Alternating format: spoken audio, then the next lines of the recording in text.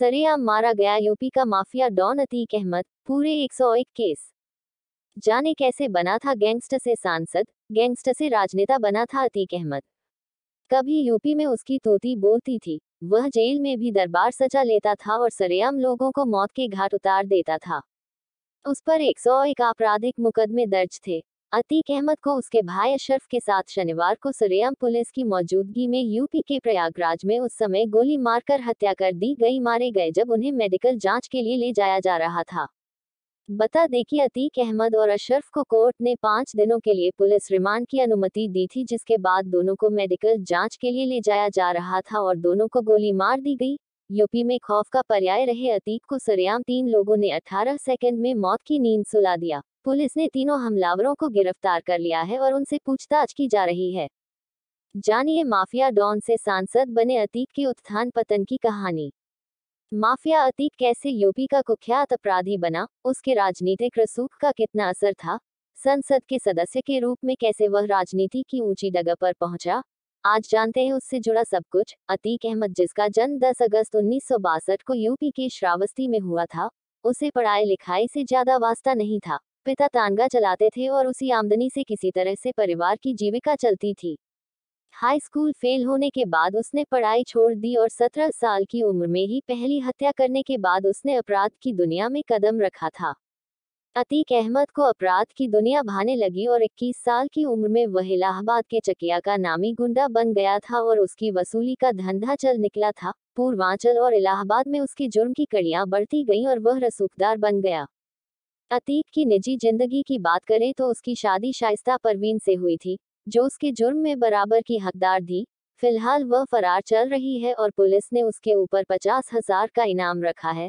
अतीक और शाइस्ता के 5 बेटे थे, अली, उमर, अहमद, असद, अहजान और अबान। झांसी में शुक्रवार को यूपी पुलिस के साथ कथित मुठभेड़ में अतीक और शाइस्ता का छोटा बेटा असद मारा गया था, जो पिता के जुर्म में भागीदार था। अतीक अहमद के राजनीतिक जीवन की बात करें तो वह यूपी की विधानसभा का 5 बार सदस्य रहा था और पूर्व संसद सदस्य था। अतीक का भाई खालिद अजीम उर्फ भी पूर्व विधायक था। अतीक का राजनीतिक जीवन 1989 में शुरू हुआ, जब वह इलाहाबाद, अब प्रयागराज पश्चिम विधायक सीट के लिए एक स्वतंत्र उम्मीदवार के रूप में चुना गया था।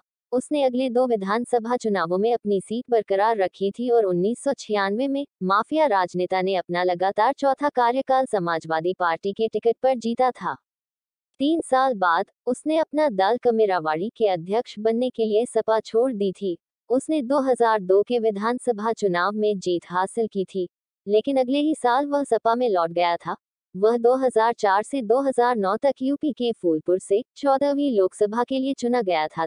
बता दें कि फूलपुर सीट पर कभी भारत के पहले प्रधानमंत्री जवाहरलाल नेहरू का कब्जा था। अतीक का आपराधिक रिकॉर्ड। पिछले 4 दशकों में राज्य में अतीक से जुड़े 101 आपराधिक मामले दर्ज किए गए हैं। पुलिस रिकॉर्ड के मुताबिक उसके खिलाफ पहला मर्डर केस 1979 में दर्ज किया गया था। वह हत्या के प्रयास, अपहरण, धोखाधड़ी, धमकी और जमीन पर कब्जा करने सहित कई संगीन अपराधों में शामिल था। अतीक 2005 में बसपा विधायक राजू पाल की हत्या में भी आरोपी था। यह घटना तब हुई जब बसपा विधायक ने अतीक के प्रभाव को चुनौती दी थी और उसके भाई खालिद अजीम के खिलाफ चुनाव जीत गए। इलाहाबाद पश्चिम विधानसभा सीट से अतीक के छोटे भाई को हराने के 3 महीने बाद ही उन्हें गोली मार दी गई थी। अतीक पर गैंगस्टर से राजनेता बने राजू पाल की हत्या के मुख्य गवाह उमेश पाल का अपहरण करने का भी आरोप लगाया गया था और उसे यह दावा करते हुए एक बयान लिखने के लिए मजबूर किया गया था कि जब राजू पाल की हत्या हुई थी तब वह वहां नहीं था और वह गवाही नहीं देना चाहता था। उन्हें 2006 के अपहरण के मामले में आजीवन कारावास की सजा सुनाई गई थी।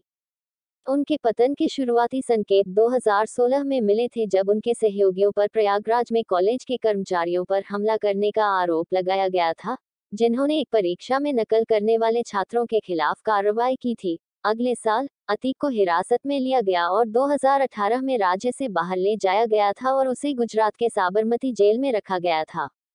साबरमती जेल के बाद उसे उमेश पाल हत्याकांड में पूछताछ के लिए प्रयागराज लाया गया था। उसने अपनी हत्या की आशंका जताई थी और शनिवार को उसकी सरेआम हत्या कर दी गई। इस तरह से इस माफिया का दर्दनाक अंत हुआ।